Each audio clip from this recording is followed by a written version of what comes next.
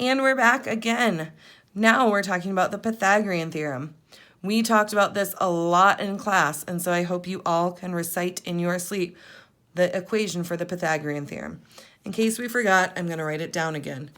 Remember, it is a squared plus b squared equals c squared. Sure, if you didn't remember it right away, you're going, oh yeah, it's that thing that she made us chant. Well, we also need to remember what A, B, and C stand for. A and B are the legs of the triangle, and C is the hypotenuse. The hypotenuse is this long slanted part. The legs are the straight lines in the triangle that are perpendicular to one another. Remember, perpendicular lines meet at a 90-degree angle, which is a reminder that the only time you can use the Pythagorean theorem is if you have a right triangle, so that the two legs meet at a 90-degree angle, making it a right triangle. All right, we are going to go through a quick example of how to use the Pythagorean theorem in real life. As you can see right here, the picture that I drew is not to scale, so please don't judge me on my artistic abilities. All right, back to the problem. You are outside and notice a flagpole. The flagpole is 48 feet tall. The anchor is 14 feet away from the base of the pole. How long is the rope from the top of the flagpole to the anchor? So you look, this is the top of the flagpole. This is the anchor. This line right here, we'd consider to be our hypotenuse. So I'm going to label this C.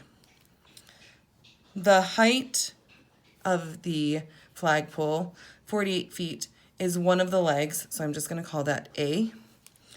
And the distance from the base of the flagpole over to the anchor on the ground is the other leg of the triangle, which I'm going to call B. So I'm going to set up my problem now. I'm going to rewrite it. A squared plus B squared equals C squared. I know that I can substitute in the A and B values, but I'll still need to keep the C blank because that's what I'm trying to figure out. So I can have 48 squared plus 14 squared equals C squared. Remember, when we square, that means 48 times 48 plus 14 times 14 equals C squared. I'm going to do the math over here. 48 times 48. 8 times 8 is 64. Carry the 6. 8 times 4 is 32. Plus 6 is 38. Bring the 0 over. 4 times 8 is 32. Carry my 3. 4 times 4 is 16. Plus 3 is 19. I'm going to add 4 plus 0. 4.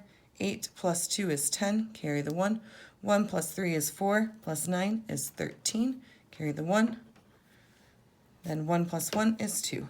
So that means I now have 2,304 plus 14 times 14. 4 times 4 is 16. Carry the 1. 4 times 1 is 4 plus 1 is 5. 0, 14, 6, 9, 1. So plus 196 equals C squared. Now I need to combine the two of these. So I have, I'm just going to go over here to do the math again. It's 196. 4 plus 6 is 10. Carry the 1. 1 plus 9 is 10. Carry the 1. 1 plus 3 is 4. Plus 1 is 5. 2 plus 0 is 2. So now I have 2,500 equals C squared. I'm not done yet. I need to get the C by itself, and because it's squared, I know the only option I have is to do the square root. Remember, the square root is what number times itself is going to equal the other number. Just like when we square, it's the same number twice. Find the square root, we've got to figure out what that number is. So the square root of C squared would just be C. The square root of 2,500 is 50. So that means the hypotenuse, or the length of the rope, is going to be 50 feet. If you have any questions, you can feel free to ask me. I will also be posting some links in the discussion part on the YouTube channel to Khan Academy lessons or other online lessons that you can watch as well. I will talk to you all later. Have a great day.